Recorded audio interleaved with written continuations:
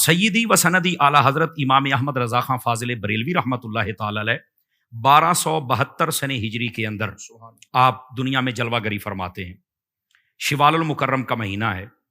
جب آپ تشریف لاتے ہیں تو وہ جو ماحول گھر میں تھا وہ تقوی و پرہیزگاری والا بھی تھا اور علمی ماحول بھی تھا. جب آپ تشریف لاتے ہیں تو آپ کا نام رکھا جاتا ہے, تاریخی نام المختار. دادا جان کو دیکھیں تو احمد رضا کے نام سے یاد کرتے ہیں. والد صرف احمد کے نام سے احمد میاں, والدہ امن میاں کے نام سے یاد کرتی. اور آپ کا جو پیدائشی نام وہ محمد رکھا جاتا ہے. مطلب یہ کہ کئی جہتوں کے ساتھ آپ کو نبی پاک صلی اللہ علیہ وسلم کے نام نامی اسم گرامی کا فیض حاصل ہے. اور میں یہ سمجھتا ہوں کہ یہ تو مرکزی نام ہے جس کو اس میں ذاتی کہا جاتا ہے.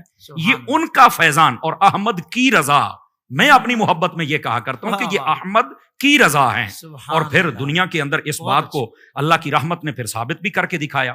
اچھا, سیدی اعلیٰ حضرت صاحب رحمۃ اللہ تعالی علیہ جلوہ گری فرمائی. یاد رکھیں جو ابتدا ہوتی ہے نا, یہ ابتدا آگے والی زندگی پر بھی دلیل ہوتی ہے.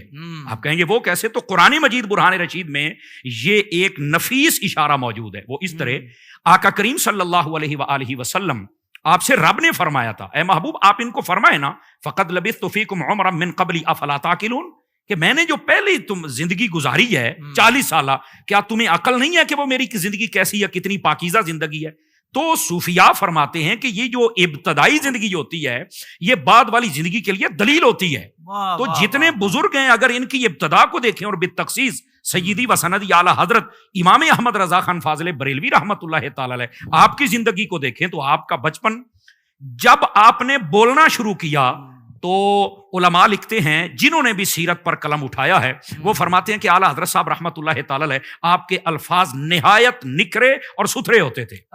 یعنی بچے کی زبان میں توتلا پن ہوتا ہے نا, وہ سیدی اعلیٰ حضرت کے پاس نہیں تھا.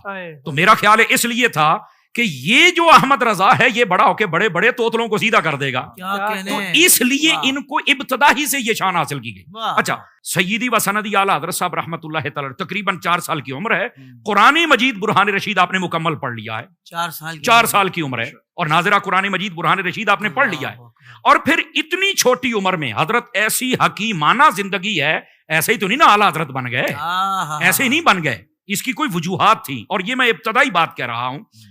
سیدی و سندی اعلیٰ حضرت صاحب رحمۃ اللہ علیہ بچپن کا بالکل چھوٹی عمر ہے. آپ گلی میں جا رہے ہیں, کچھ بازاری عورتیں آ رہی ہیں, آپ نے جب دیکھا تو آپ کی اس وقت پاکیزگی, طہارت اور اس وقت تقوی کا یہ عالم تھا کہ آپ نے سامنے والا دامن اٹھایا اور آنکھوں پر رکھ لیا.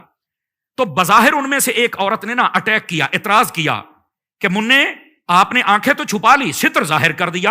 اعلیٰ حضرت صاحب نے جو وہاں پر جواب دیا ایسا حکیمانہ اور دندان شکن تھا کہ وہ سوچنے پر مجبور ہو گئی.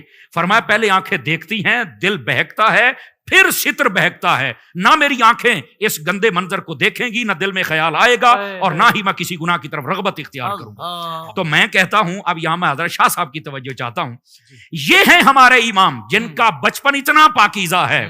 اور کئیوں کے اماموں کے بارے میں ہم نے پڑھا ہے, چھوٹے ہوتے ایک دوسرے بھائیوں کے سر میں پیشاب کرتے تھے.